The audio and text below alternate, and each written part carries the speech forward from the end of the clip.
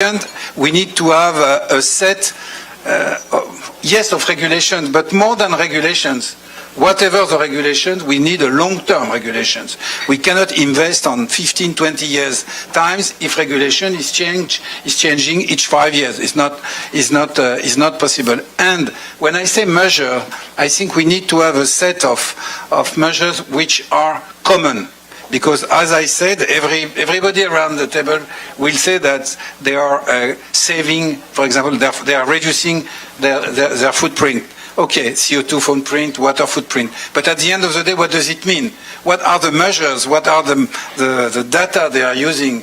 What are the metrics? So I think if we want, and it is what we are doing at Suez, if we want to be sure that what we are doing is good for climate, for the planet, we need to work together on a set of indicators, on a set of rules that really promote what I would say, what I could call globally a planet which, or an energy, an industry which really are producing more, but also saving more. And of course, I advocate, as you mentioned, a lot about carbon pricing, because carbon pricing, it's in bracket a single and simple way to embrace all the problems we are going to face if we want to go in this direction. Thank you, Jean-Louis. We're getting close to the end of the panel. I had a follow-up question on jobs for you, Ignacio. As you're transforming your business model, closing down these coal power plants with the authorization of your government, how do you deal with jobs in that transition? Well, I think when I joined the company, we have already around 70,000 people who work for us, internally and externally. Now it's for more than 400,000 people who are working for us. There are industries like shipyards, for instance, which has been already traditional making in some countries ships, military ships, which for years has not already had any job. Then we are already transformed those one in making already marine platforms for our offshore wind farms, which are already generating jobs. So people, which I think has been for years working in aeronautics, has transforming wind turbine manufacturers, which is the case, etc., etc. So I think that is not the problem. I think the technology is offering a lot of opportunities. I think for those ones which are trying to be already in the past, just because they are trying to defend something which is absolutely out of whatever, is no sense. I think I used to say in some areas, has been for years subsidizing coal mines or coal power plants. With a huge amount of money we have already invested for maintaining these jobs in this area has not already future. If this money had already been dedicated for another technologies, there will be plenty of Silicon Valleys worldwide. And that is what is now trying to understand. So those politicians has been defending the past instead of investing in the future, they were absolutely wrong. But I would like to make, he mentioned something about energy. So I think when you were commenting your needs of desalination, clean wastewater, etc., etc., and you need a lot of energy, I think it's a good opportunity with a world of more renewables to use the excess of energy, when there is excess of energy, for doing precisely those things. So it's a good way of storage, instead of storing batteries and pumping storage, to storage in desalinized water of storage energy in trying to transform the wastewater into the clean water again. So which I think is, we need to adapt our industries to the new energy world, which is using the energy in a better manner than it has been used for years. So I think we can make already nice joint venture together. No doubt. Happy to see business taking place here.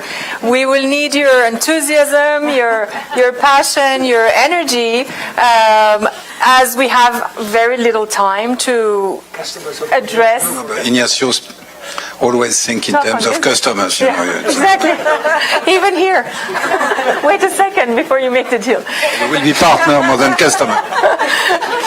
Because next year, the Secretary General of the UN is convening a major climate summit, September 2019. So we will love to continue the discussion with you and keep your enthusiasm on that as well. And this is a summit to galvanize political momentum so that all of the member states that have agreed to the Paris Agreement revisit their country plans and make them even more ambitious. So we have 1 minute for each panelist now. I would like to ask you in 1 minute, what is your call to action for the other leaders that are in this room and that are watching us? What would you like them to do? How would you like them to be innovative, ambitious? Do you want them to take systemic action? Please, what's your call to action? But, one single point, I think that sustainable development goals in general will bring more profit and more jobs. So do it, and you will see, as it was said before by Ignacio, going these directions will mean more profit and more jobs. The time of wars is over. It's time of action. Bring others to the table. We see the same people around the same tables. We need more people at the table, and never lose your sense of urgency. I think we all agree on go to action, and tomorrow we will have a workshop where we really will go into the next step, which is to work on principles. And I think everybody needs to go back home and have some commitments and targets they want to reach when they come back here next year. So time for action. Excellent. Thank you very much. Let's give everyone a round of applause. And this concludes our first panel. We will continue the discussion around these topics at our reception tonight at MoMA, and we hope that all of you will join. And I would like to bring the second panel up to stage. Thank you very much, everyone. The next session is about opportunities and barriers to scale private finance in support of the Sustainable Development Goals.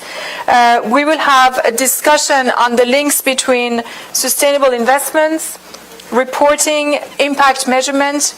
Today, we're pleased that our action platform on financial innovation for the SDGs has released a new roadmap on SDG bonds. It's called SDG Bonds and Corporate Finance Towards Mainstream Investment. And this is a very timely discussion that we will have today, because in another room in the UN building, the Secretary General is hosting a high-level event on finance, also increasing the dialogue with some of the major investors. We also released a few weeks ago two new documents together with our partner at GRI, a practical guide on integrating SDGs into corporate reporting and a guide on addressing investors' needs in business reporting on the SDGs. So we'll hear about all of these topics in the next panel, and I would like to invite the moderator to come on stage. She will take over from me.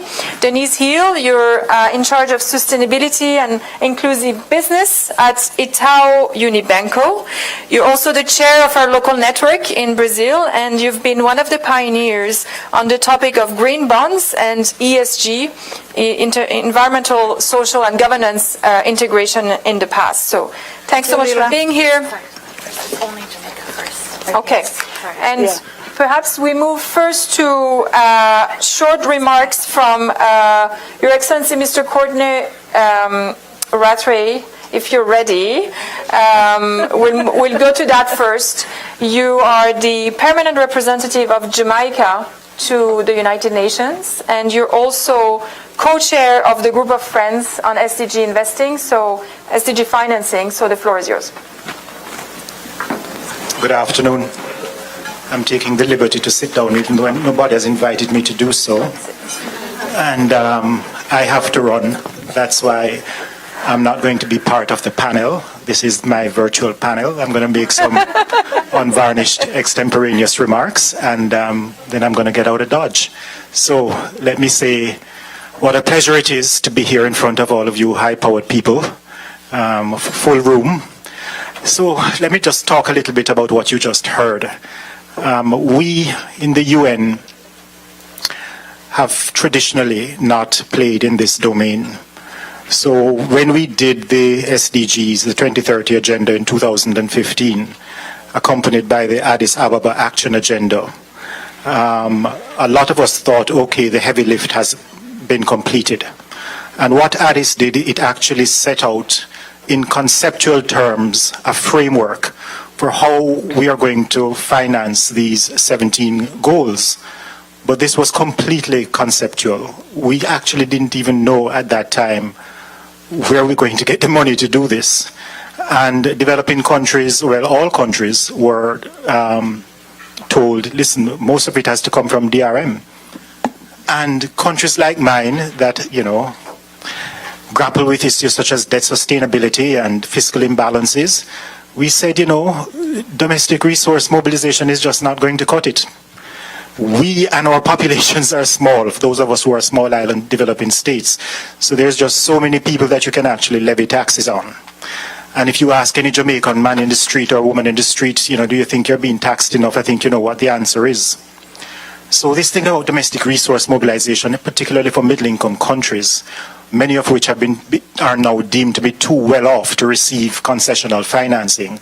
So we can't get the public investment resources that we used to get because now we are so well off, we can't access concessional financing windows because we have been deemed to have been graduated, which is through a simple metric of looking at what our GDP per capita is. So, at some point we realized that we're going to have, as a UN community, to engage the private sector in a manner in which not only had we never done before, we're just not comfortable doing. Because, to tell you the truth, you all speak a different lexicon than we do. And so there's a problem about interpreting our different English. And so my colleague and good friend, Marc-André Blanchard, who is the PR, the permanent representative, the ambassador of Canada, and I decided to utilize a mechanism that is commonly used in the UN. So if you have a group of ambassadors that are passionate about a certain issue, what we usually do is to create a UN group of friends at the ambassadorial level so that all of us can mobilize and advocate together as a cohesive unit behind whatever it is. So like I chair the group of friends on children, for example, and we work along with UNICEF, and I also chair another one which has to do with decent work. And so whatever is your passion, you coalesce around a group of friends, and these are usually about, 25, 30 ambassadors. So we opened up this group, anybody interested in a group of friends in financing the SDGs. And at some point we had to close it off because we meet in the residence of my colleague ambassador.